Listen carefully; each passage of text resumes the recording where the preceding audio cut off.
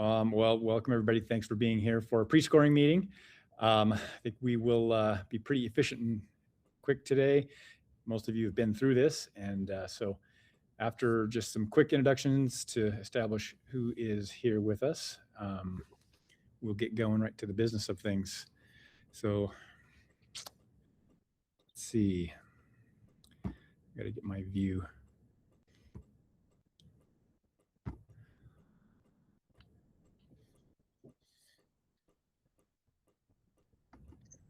There we go. Okay, you found it. Yep, I found it. All right, let's just go. Let's see, Betsy.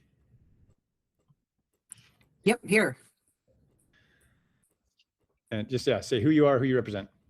Who I am, who I represent. Okay, hi, Betsy Byrne with the National Park Service, Rivers, Trails, and Conservation Assistance Program, non-voting advisory committee member. All right, Evan.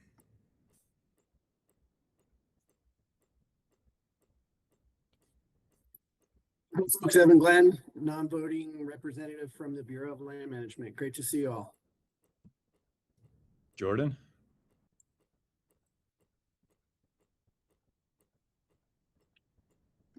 Oh, sorry, I just joined in. Are we doing intros real quick? Yep, just doing intros. Your name and where you're from. Awesome. Jordan Washburn and Utah County RE Bikes. All right, thanks. Lance. Sorry, getting my camera back on too. Lance Sire with Ruby's Inn. That's my day job. I represent the lodging industry. Lincoln. Hi, everyone. Lincoln Schurtz, representing the Utah Association of Counties. Mike McCandless. Mike McCandless. I'm an at-large member, and self-employed, but also do a lot with outdoor guides and non-motorized trail groups in rural Utah. All right. Let's see, Scott. Scott Strong with Utah's 46 beautiful state parks. Tom. Hey everybody, Tom Adams. I'm still laughing from Scott's answer. That was good, Scott. I work for Petzl. Thank you, Tom. I was waiting for more of a reaction from Jason. I'm actually really disappointed. And that's my day job, Lance. I'm not sure what I do outside of that, but I try to have fun. Scott, you're not going to get a reaction because that's what you say every single time you introduce yourself, which I don't hate it. It's just not remarkable. Sorry. Ouch. Criticism, Tracy. but good feedback.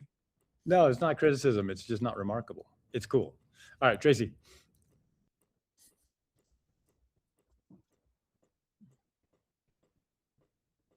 Yeah, we can't hear you. Yeah, it looks like you're going off of mute, but not coming through.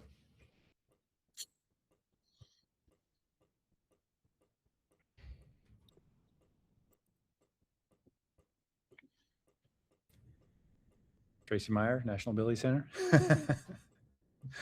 All right, well, work on your sound if you need to. And then there's, let's see, Mike, the other Mike, Mike Sabin. Hey, Mike Sabin, the League of Cities and Towns. I'm here on behalf of CAM today. All right, thank you for being here. All right, and then Patrick. Yeah, Patrick Morrison from the nation's first and best Division of Outdoor Recreation. That's my new intro. Yeah. Nicely done. Yep, just Noemi Molina here. UORG administrator. So. And let's see, Jake. Did we do you?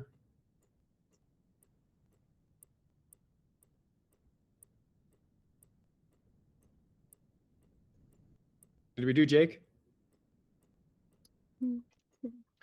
Yep, Jake Deloria, USU, Utah Conservation Corps. Changing my internet connection currently.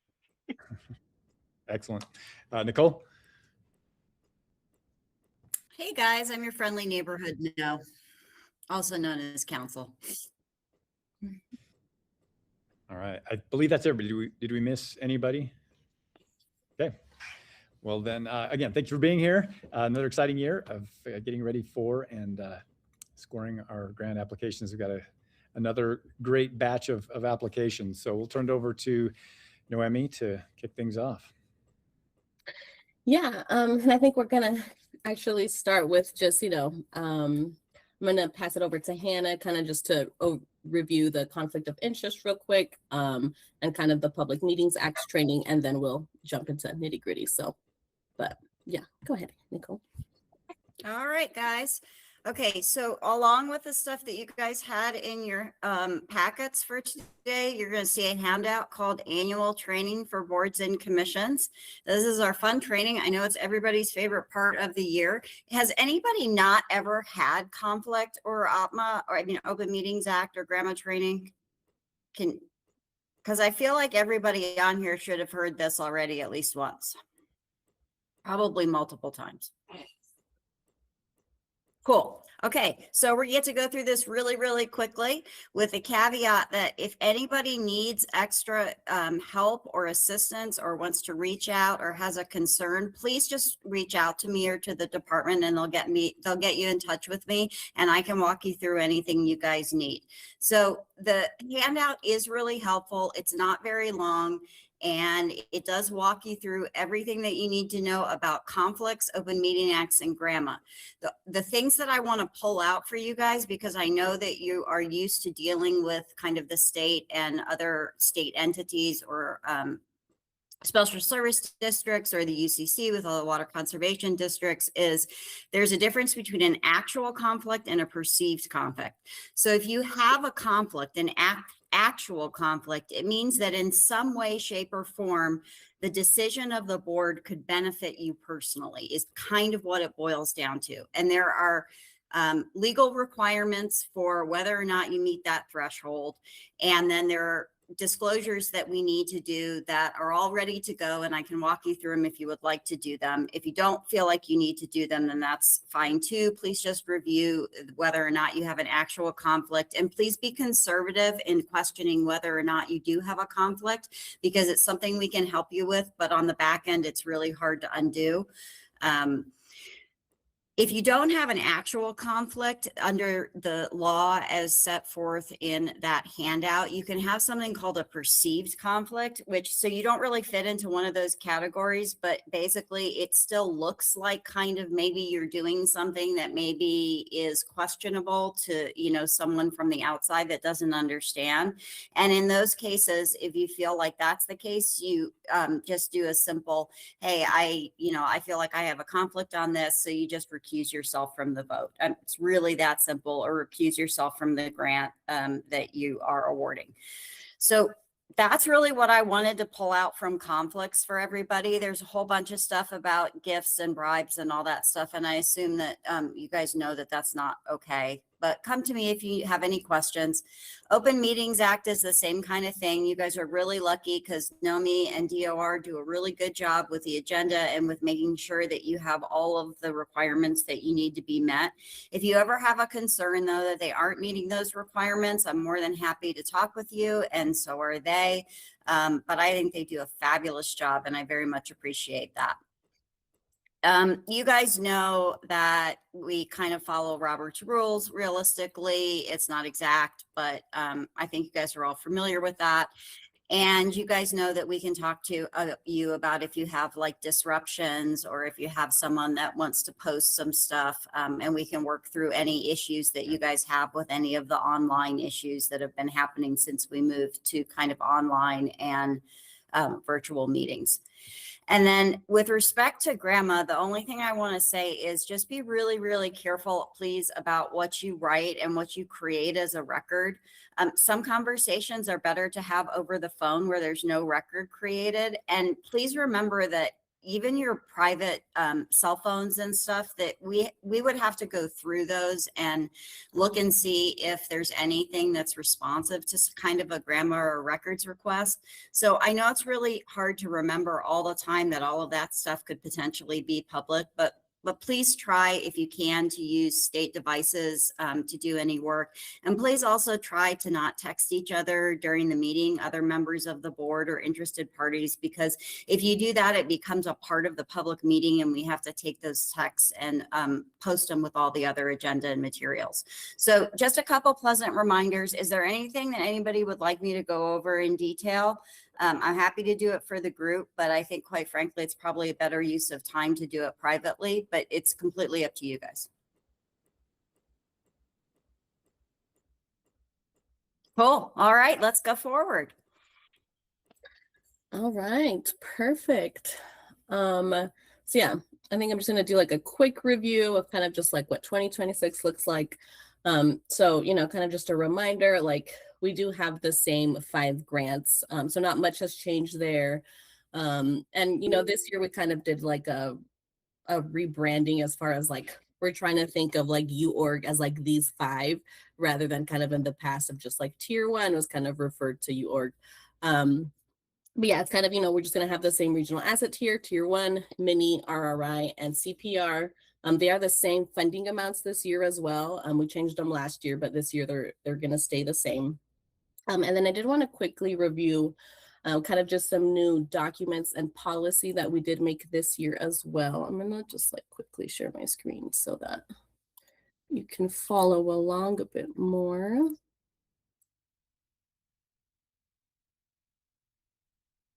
See if that. Okay, does everyone see that okay?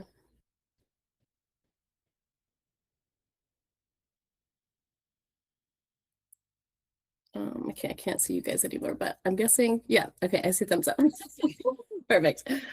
So yeah, so some things that I wanted to review that's new. So we do have some new required documents that you'll see when you are reviewing. So one of those first things is a budget narrative.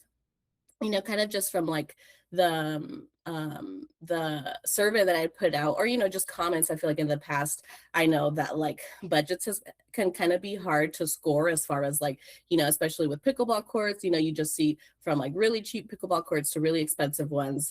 So anyway, the idea was that, you know, this budget narrative will kind of just help justify how applicants are gathering numbers. And so, you know, just from like staff reviews that we've done, I will say a lot of them, you know, it's a new document, and so a lot of them weren't filled out correctly. Like people kind of just screenshotted their budgets, but you know, when they are done correctly, it's been so helpful, kind of just to see, oh, this is what this is for, this is how they gathered that. And so hopefully that will be like a helpful new tool for you guys. So we have that budget narrative. We're also doing a conflict of interest form. You know, this is kind of just come up in the past, and we just want to be in the know. You know, we're kind of just telling this to applicants, it's like, it's not going to affect your application at all. Like we really just want to know what's going on. And so this is optional, like if applicable. So you won't always see this, but if it does pertain to them, you'll see that form in the application. So just expect to see that. And then we've also, you know, as we see AI being used more and more, we actually added that as a question in the application. It's just like a yes or no question. It's not a document or anything. But we just asked if they are using AI, and then also just ask them to verify if, you know, a human has reviewed it, because I think we've all seen too many applications where, you know, you can tell it's just been copied and pasted from ChatGPT or any other AI. And so we're really trying to mitigate that, and hopefully just knowing upfront how folks are using this. So those are kind of just the new required documents, new things, questions you might see in the application. And then we also have some new policy as well. So I'm just going to highlight some of those. You know, this program is just growing bigger and bigger. Like we saw a record amount last year of applications, of requests.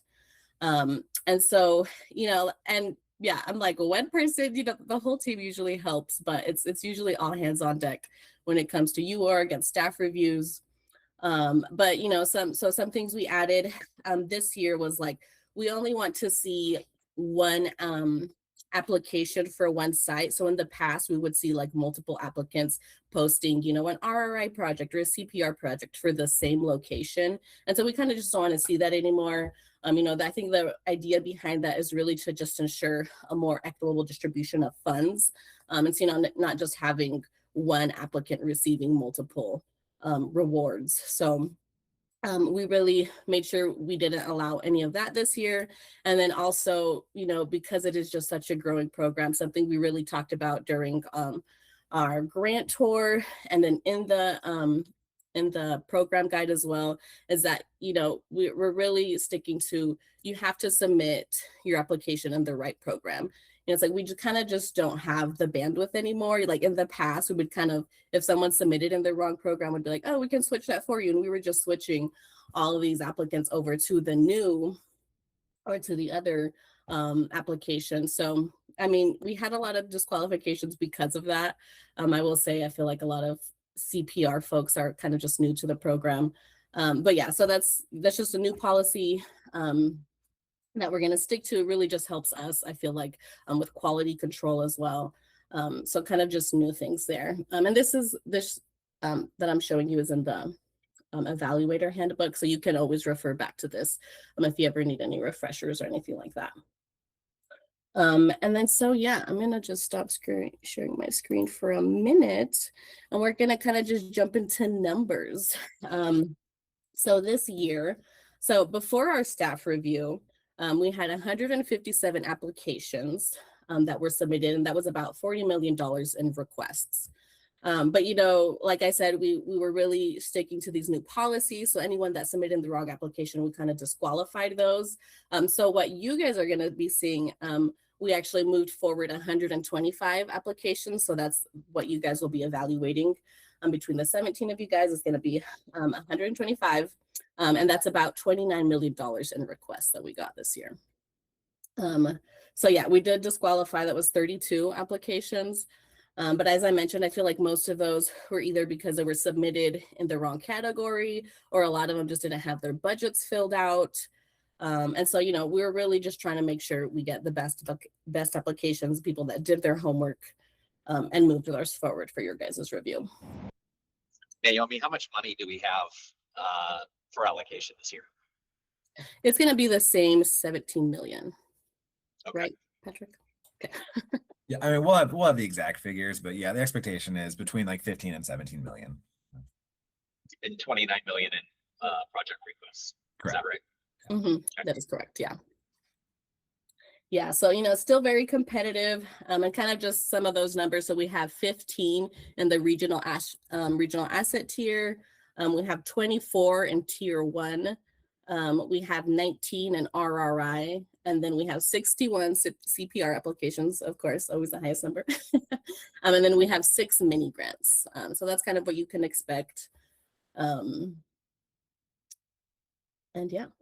So, and then I'm going to jump over, any questions there before I jump over to the Evaluator Handbook? Okay, perfect. I'm going to share my screen again and just quickly walk you through the new handbook.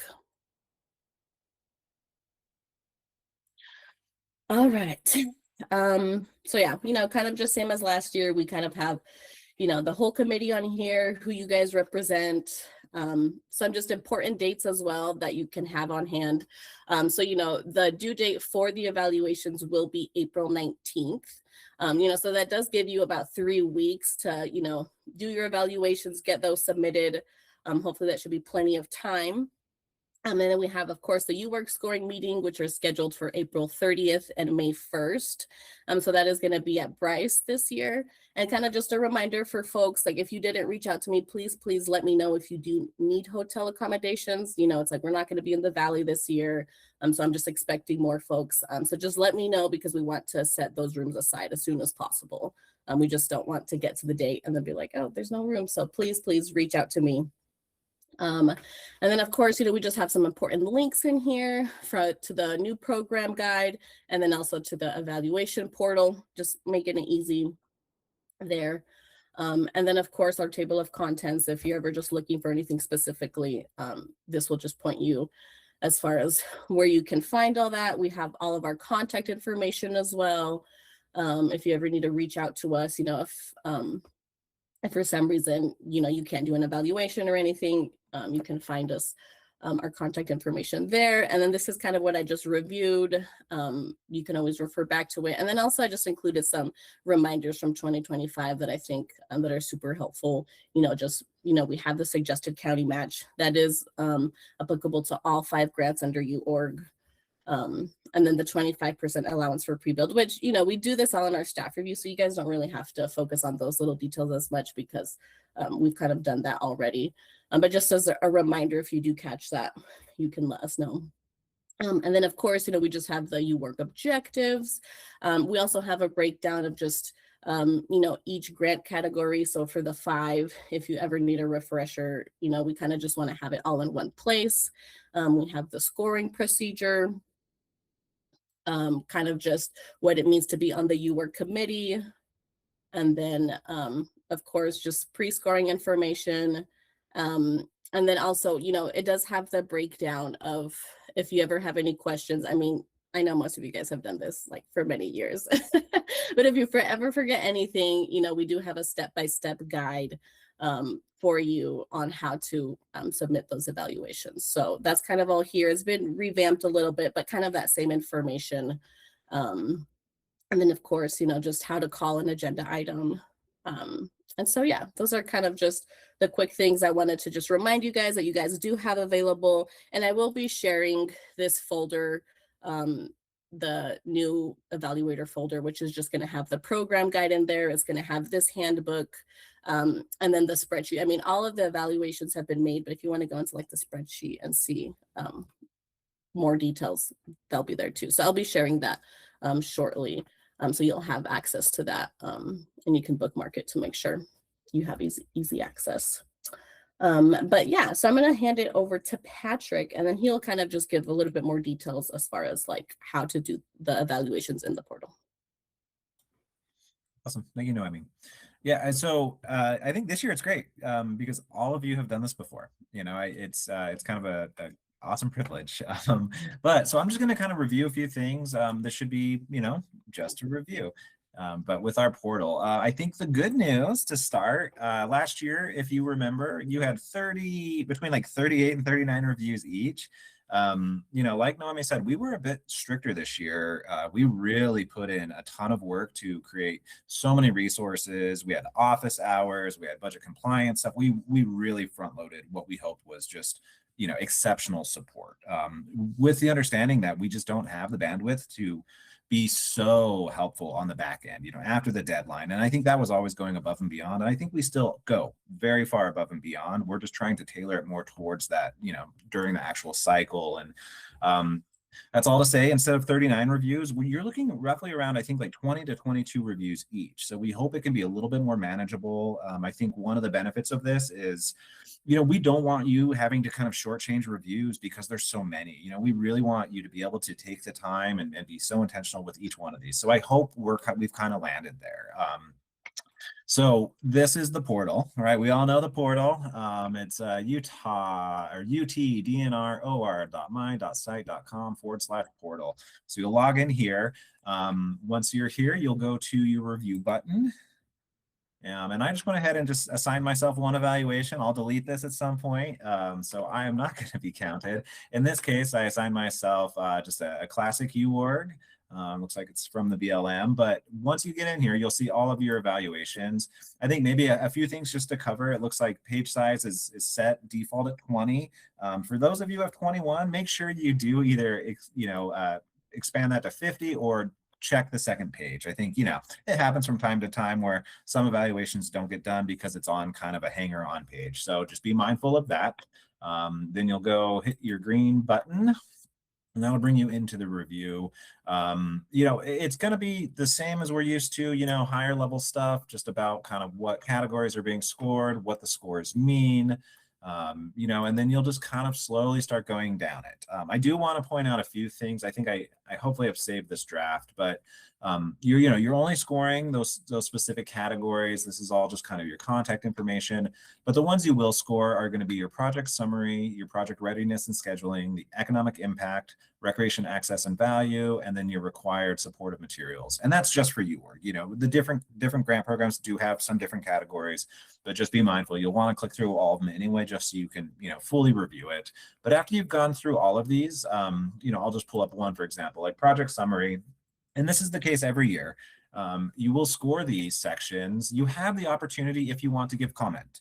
Again, as you're making your comments, we want them to be constructive. If you want to say really awesome things, please do. If you have some more negative things, yeah, we want those comments. We think it's a strength to be able to share these out. So just keep in mind, we do share these out. We do make them anonymous, but let's just be constructive. And I can just say with full confidence, you all are always great with your comments. You know, I'm never having to edit them or soften the tone, but just as, you know, your gentle reminder. So when you get in these, you can make a comment on any of those sections, but what's the most important thing is the score here. You know, this and they are weighted a little differently depending on the program, depending on the, you know, what section it is. You know, in this case, the project summary, it's a big one, right? This is worth 24.75. And that 0.25%, I'm going to talk about in just 1 second. But yeah, you'll just end your score here. And then you go through all of these, and then eventually you will get to your evaluation comments. And so this is one that I want to bring attention to. This little question score here, this appeared, I don't know, maybe like a year ago. Some change somewhere else made it so this started appearing. So we have to start weighting this section. I want to take the burden off of you to have to think too much about this score. By that, you can put anything you want, and we're going to go through on the back end, either one, get it resolved. I have literally been working on this for maybe 6 months trying to get this resolved. You know, my limitations is I can use a lot of Salesforce, but there is kind of a back end quagmire that I just don't have the expertise to. So I'm really dependent on our consultant. But I think the goal is that like this will not be an issue. When you are submitting though, you may find like, wait, why is it not submitting? I've given all of my required comments, but these scores, you will need to put something. I mean, I would encourage you maybe just to put ones on every single one of them. If we have to keep them, we will probably just change them all to ones. We just want it to be consistent. But just know you will not be able to submit until you have scores there and you've answered all of like your required scores from the sections. You know, again, those comments are not required. The scores are required on those sections. And then here you can see with this red dash, these are the comments that are actually required. You know, then you have your funding priority, but you'll come to this and you'll be like, wait, why can't I submit? This is the situation where it's just picking up these. If you just simply save, it's going to refresh. You have scores there, and then you'll be able to submit. So apologies that it's not going to be quite as smooth as maybe you'd like. I promise I have been really working on this. It's probably been over a year, honestly, that I've been trying to get this resolved. But we have our workarounds, and I think we'll just ask for kind of your grace and patience as you know, maybe forget and be like, wait, why not? Oh, and then you remember and go put those in. But I think in sum, just put something in there. We will make sure that we review them all and make it all consistent, because I don't want you to have to score what you think are the weaknesses, right? It's like, I guess 3 doesn't make a lot of sense, but we do want your good comments. And then that's pretty much it. You know, as always, we have our funding priority. You know, we made the change to high, medium, low a number of years ago. I think that works out great. And then once you're done here, you'll just be able to submit. You know, and I think Noemi can talk a little bit about maybe some offline style resources or out of the portal resources, so you can just track. I think, you know, a lot of you have been doing this for over a decade. Some of you at least have a year under your belt. You know, you each have your own system, but, you know, we found it works pretty well to do a lot of reviewing kind of in a separate spreadsheet, just so you can kind of go in and out if you need to modify things. But then finally, you know, one opportunity you have, you know, if you've reviewed 4 and then you're starting to review your 5th and you're like, wow, I should change the score in my 1st. These are a lot better or a lot worse or whatever it may be. You know, you don't actually have to submit them. You know, you can just kind of hit like save, exit, you know, and then it's going to keep it as a draft. It's going to keep all of your scores. Then you can go back and revisit it here. If you do submit and then at some point you realize you want to update your score, just send us an email. It is very, very easy for us just to go into the portal and just change it to draft. It takes 10 seconds. So yeah, don't worry about that. So that's pretty much all I have on the evaluations. Any questions on this process? Any excitement that you've only got 21 to do this year instead of 39? Love it. I appreciate that, Patrick. Thank you.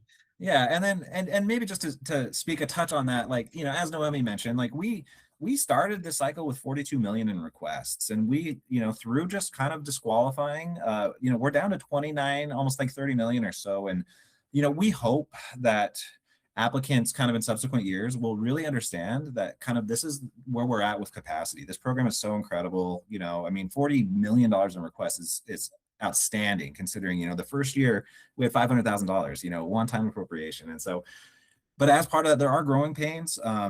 We expect, we have fielded some emails from people who maybe were not excited that we disqualified their application. But again, we have provided so many resources. We have office hours on the application that you can just sign up for. We are asking people to please talk to us.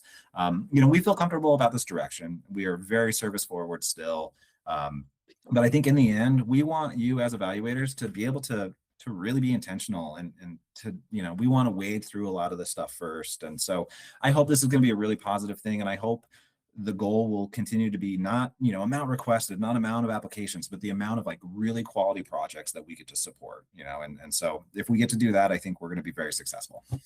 But so with that, I mean, I'll turn it back over to our chair or Noemi. But thanks everyone.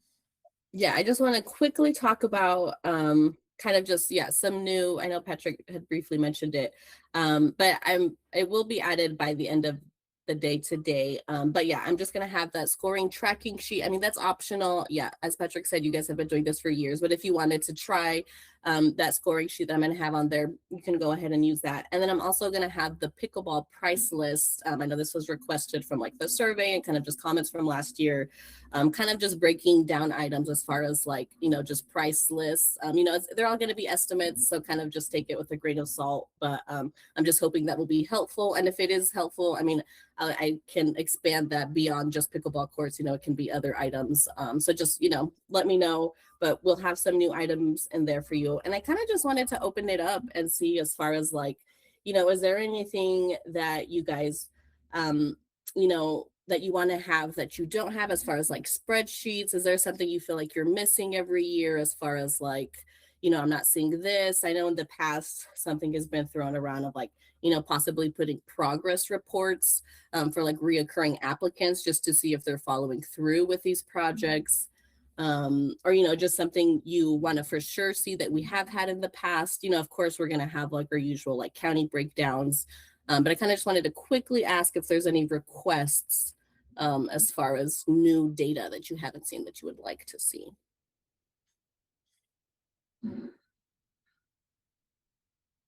Okay, maybe we're just doing it all. That's awesome. We're always just trying to make this process easier for you guys. So and I think one other thing I wanted to talk about, so this is our second year with CPR. Last year we had 13 million in requests. I think this year we have 9 million. It's a little bit more modest. And, I spent some time, Cameron, Dill, and I had a wonderful hike. We were talking about what does CPR mean? How do we really make it meaningful within this program? There's been discussions about forming a subcommittee and I think one year or this year, I was really intentional about trying to frame what we actually are looking for CPR, and it really is this kind of we're looking for open space. We're looking to support communities, with growth and, mixed use. I used a lot of kind of the language from the Wasatch Front Regional Council kind of designated center. And, so we want to be intentional with CPR. I think some of the applications are just, resurfacing pickleball. I think there are some in there that really do maybe represent the direction we're hoping to go with it. But so keep in mind, I think we do have some really good CPRs in here. We have some that maybe are not as exciting, but obviously still very desired by the applicant. But as always, CPR is going to be a discussion, and we look forward to talking with you more over these 2 days, with Lance at Ruby. So.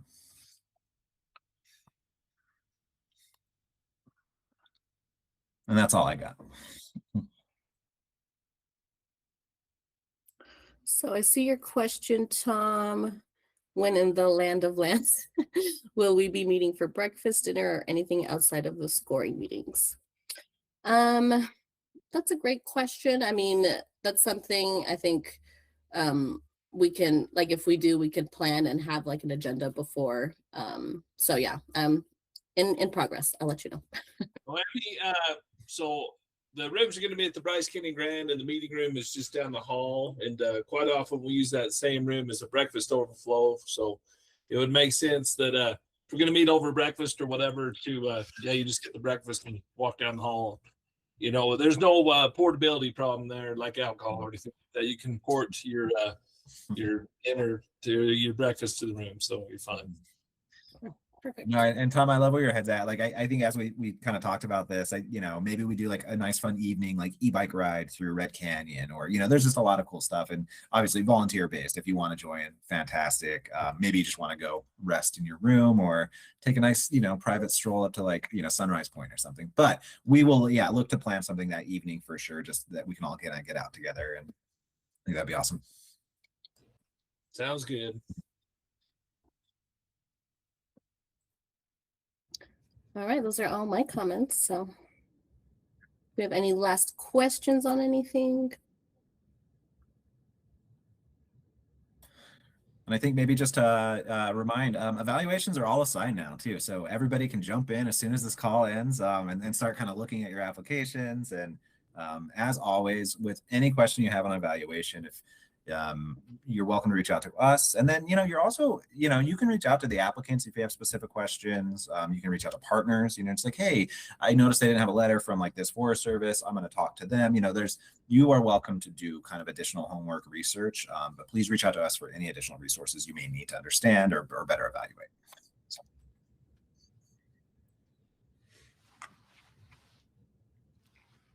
Okay. Scott, question? Yeah, Patrick, just to follow up to that, will you be sending an email with a link to the site?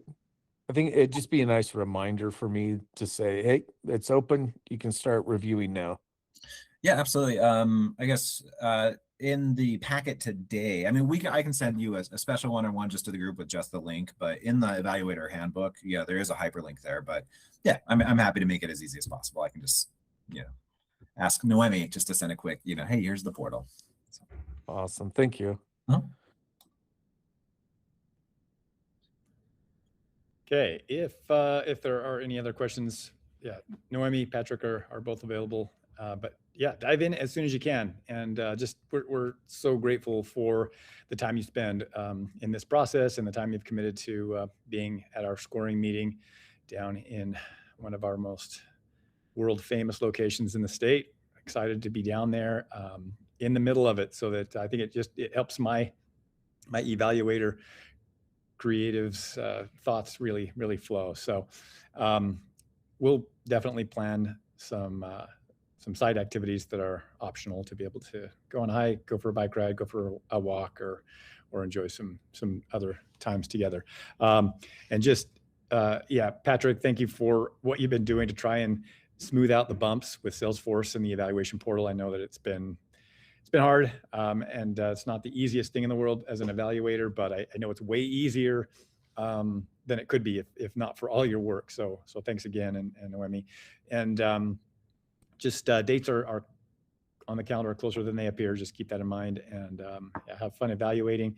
Time management, like Patrick said, there are some of those things that have very little meaning in terms of the actual score. So just as long as you're being consistent, you can make them all ones, or you can make them all twos, or you can put more thought into it if you'd like. I think the consistency is the key in order to make sure that everything gets evaluated on an equal playing field. And again, just thank you for your commitment to this, and hopefully get the opportunity to go and enjoy some of the projects that you have helped evaluate and help us fund.